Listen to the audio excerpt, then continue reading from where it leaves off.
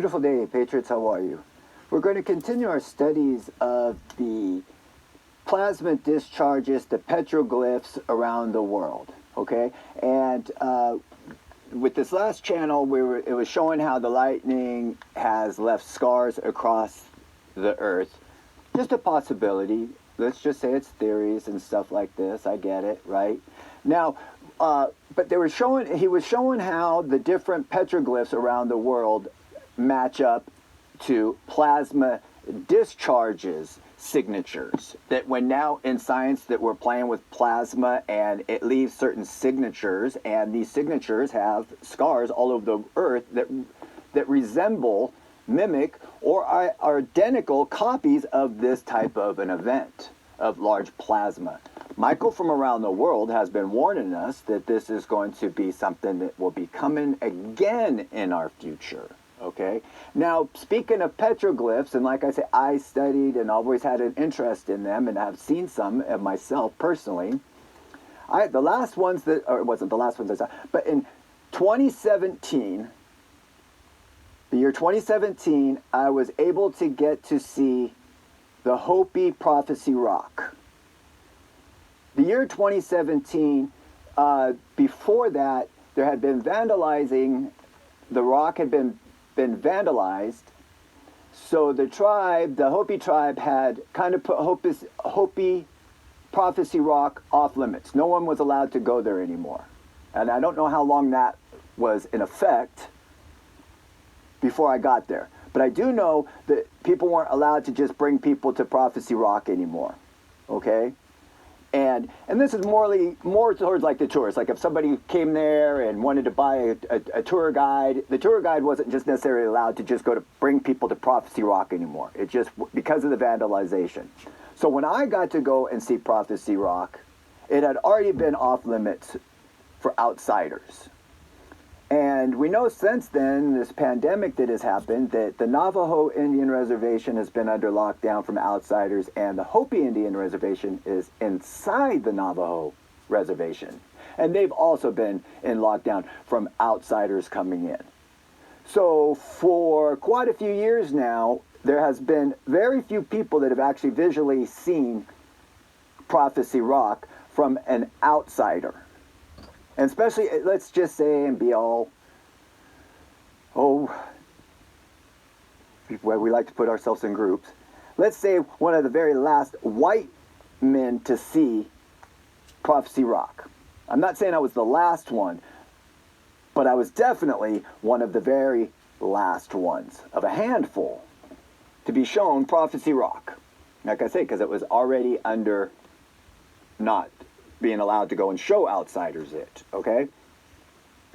So we're going to go look at Prophecy Rock here in just a second, because every time we go and look at Prophecy Rock and the videos of Hopi's talking about it and the stories of it, it's all the same. It's very vague, okay? And we'll discuss the story here in a minute, and then we'll look at it with different eyes, okay? Now, I'm not saying that the Hopi Indians don't know the true story of it. I'm saying that they're not just going to just give people information that's not going to do any good. If you give somebody information and it doesn't do them any good, why tell them, right? So anyways, so now I also spent many years in Hawaii, almost half my life, and in Hawaii they have a petroglyph over there that's the same in the Hopi Indian Reservation, and as we were looking at these other videos, the same all over the world. We have the same petroglyph all over the world, and it looks like this. In the Hawaii, you know, they now use it as, you know, the Hawaiian surfer, you know, they put a surfboard under this, but this is a real petroglyph in Hawaii, in Arizona, in all over the world, all over the world. And when we look at plasma discharges as they happen, this is the signature that it looks like. And everybody wants to say that this is man, but this is the signature of what a plasma discharge looks like. So let's go look at now Hopi Indian Reservation, Prophecy Rock with new eyes, okay? And this is it right here, okay? And we can see, now I'll give you the crash story of it real quick. Layman's, and I'm wrong, okay? Just bear with me. This is called Massa. He's a god. He's of the ant people. And he was underground. And the people that were underground were tired of living under the corrupt system that they were living in. So Massa grew a stalk of corn, which allowed the people to walk up, which were the ant people, to the surface of the earth and then populate and go and live without being in the corruption world. Okay? Now, this is the story of how this is the two paths that man can take. This is the Hopi Indian Reservation, or this is the Hopi prophecy descriptions in a layman's term. And they're saying that this is the 3 generations that have happened, and we know geologically the Earth has gone through 3 cataclysmic events, where the Earth was rotating one way and spun and turned around the other way. It's geological evidence in our Earth. Now we look up here and we can see that it's that same plasma type of a signature up here, okay? Now this is saying that this is 3 generations that have failed. Like again, I'm trying to hurry up. And on this is the other world, 2 paths. And this is showing the first existence of Earth, the second existence of civilization, and the third civilization. And these look like now lightning discharges. They say it's corn. Discharges. Also, I want to point out that they are describing the existence of the Earth by a dome, like a firmament, like the firmament separating the waters. Just a coincidence, I'm sure. Now we also see that this looks like lightning bolts and lightning bolts that are happening here. We can also see right here that this is the hourglass that Michael talks about, that is a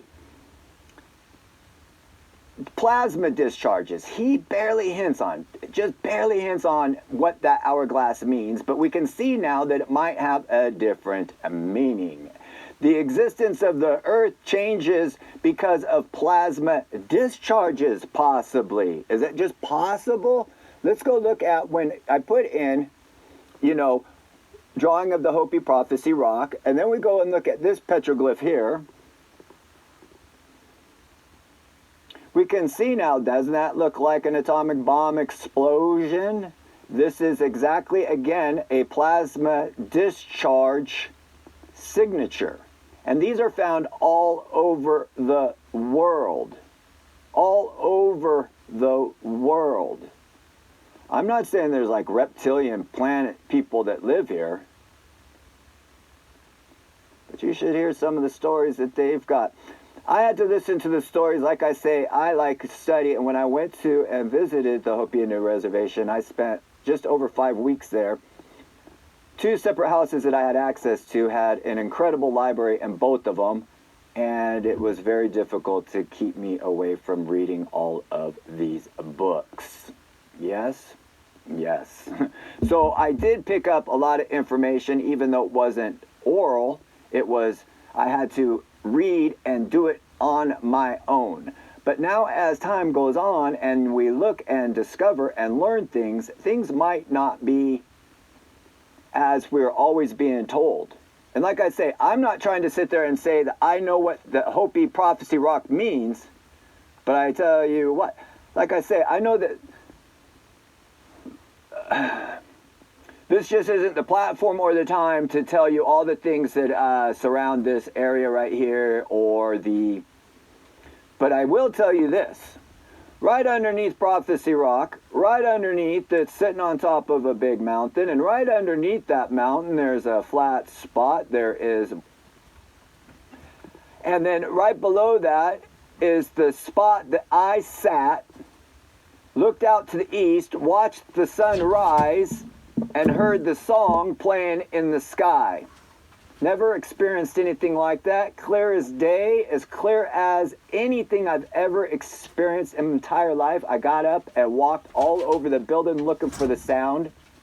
Could hear nothing, see nothing, or figure out where the sound was coming, except for straight up in the middle of the sky. To me, it looks like we've definitely gone through 3 different generations, and it's been destroyed by plasma, just like all the petroglyphs all over the world that are trying to explain the exact same thing.